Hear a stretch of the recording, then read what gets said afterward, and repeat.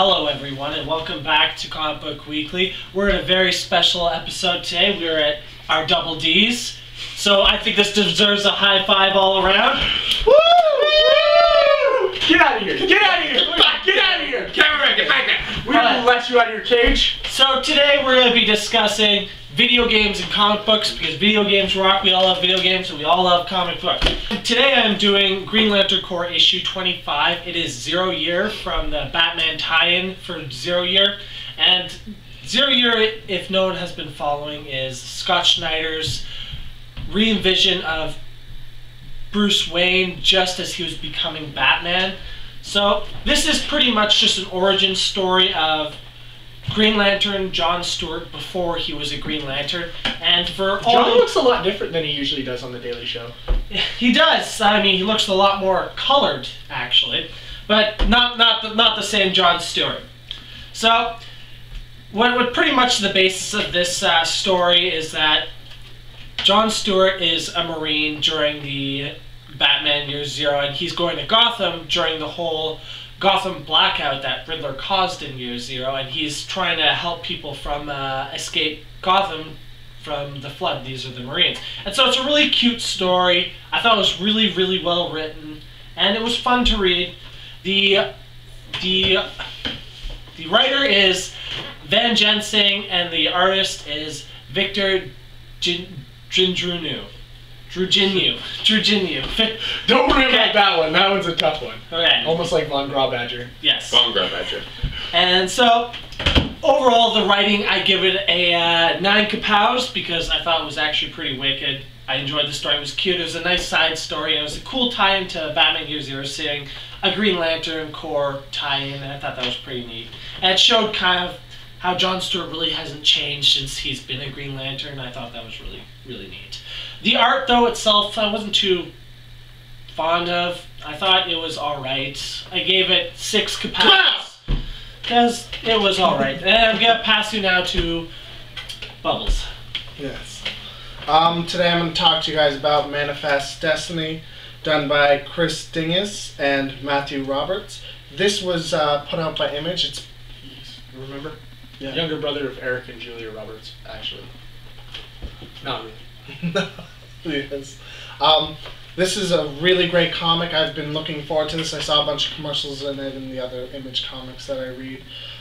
Basically, it's a story about Lewis and Clark and their ventures west forth, and basically the President Jefferson has asked them to log some unknown territories, and he kind of tells them that there's monsters there, and they're kind of laughing. They're like, monsters, yeah, right, like that's something we come up with, like that's real. And then the situation kind of gets real when a monster attacks them, and shit gets real. Yeah, and the whole situation changed. I really enjoyed this comic. I will suggest it to you all. I give it 9 kapows. As I said, give it a chance. It's great. And the art, on the other hand, was actually just as great too. It was fantastic. I really enjoyed it. The beauty of the whole landscaping that he did. I mean, you don't get buildings because it's not all buildings yet, but you got these settlers and they're trying to get this whole land done and to understand it. So you really see the beauty of the actual forest and the flowers. As I was talking with these guys, they saw a flower in this book that it just looks awesome. They discover this flower and it looks basically exactly like a skull, and it looks great. It looks beautiful. With all that put together, the art just outstanding to me. I give it 9 kapows as well. Now I'll pass it on to you, Travis. Well, that is really cool. Yeah. Anyway, this week I'm doing Cataclysm Ultimate Comic Spider-Man. It's tying obviously to the Cataclysm event that started off 2 weeks ago with 0.1 or something like that. Anyway, it's a good story. It's supposedly supposed to be the end of the Ultimate Universe and some crazy stuff going on.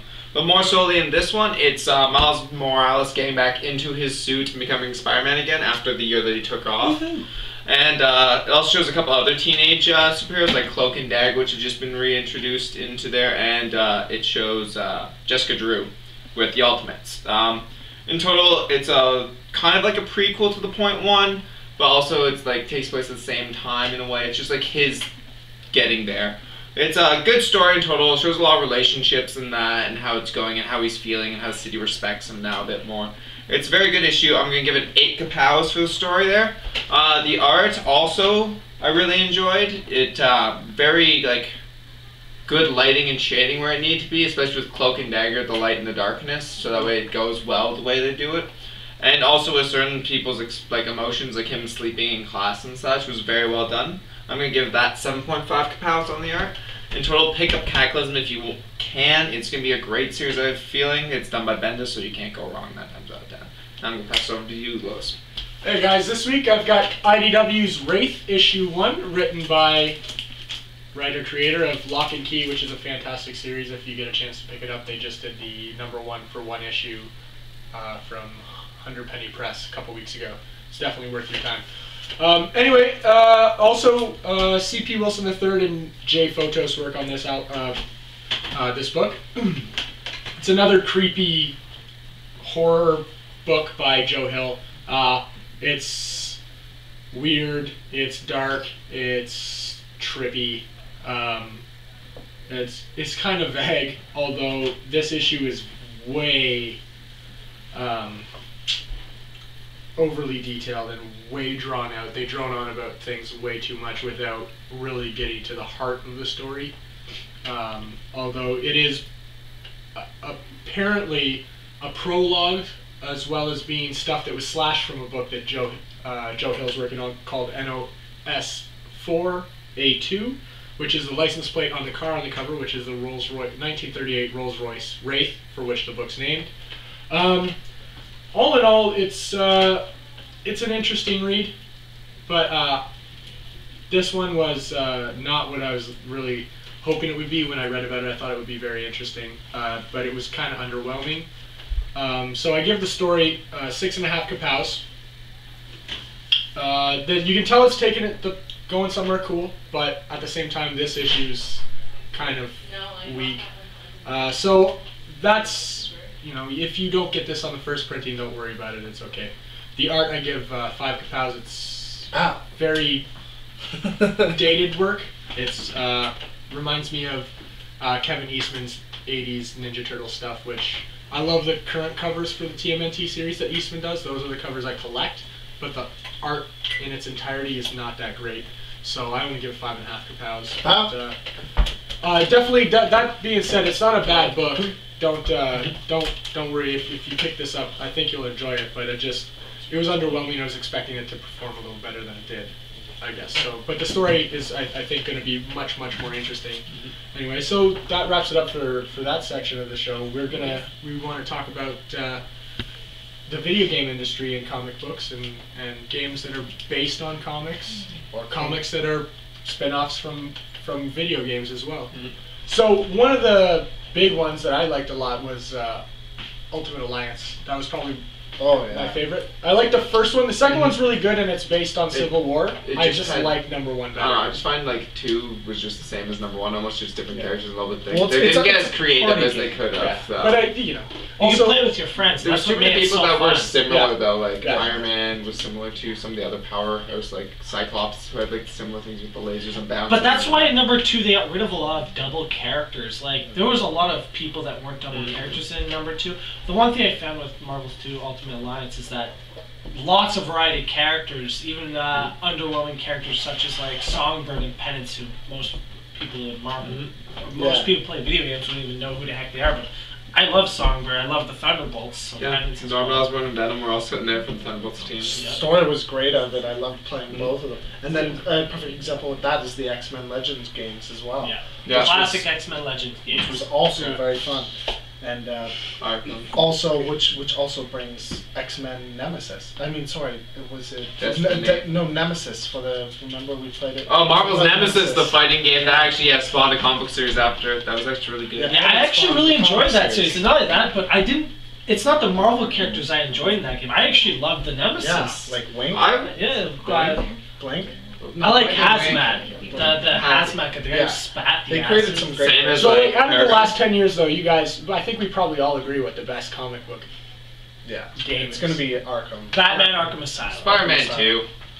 Spider-Man 2 video game was pretty sweet. It's a great game because it's basically you're Batman. Now you can do it you can kind of do it without being detected, but the whole game's about being Batman, not being seen, not being detected, being careful. Yeah, that's the thing, because you know I've talked about it a lot of times. I think Batman's an awesome character if you write him in the real world with powerless people, you know? Oh yeah. Like, and so that game is all like he's using his gadgets and his wits, and then you get into fights with thugs, but I mean, you don't want to go directly it's not into the fights with thugs that push the game forward. It's a little like I almost feel like they were inspired by Metal Gear Solid a little bit, where you gotta like sneak around a little bit and try and pick guys off one by one instead of rushing right into the middle of it because you just end up dead. The thing about the new one, you can just rush into the middle. It's not like it's a lot hard to do, but like, it's a different company, right? Well, not like they kept the same fight mechanics, but like what they did was they made it like if you went number 2 and you just ran in, there was no way you could win. But that's not true. Arkham City, you can at the beginning you can take 20 guys at once just with the counter mechanisms that are in there. You can take quite a few. Not guys. on a harder. Not in Arkham Asylum, you can't do it.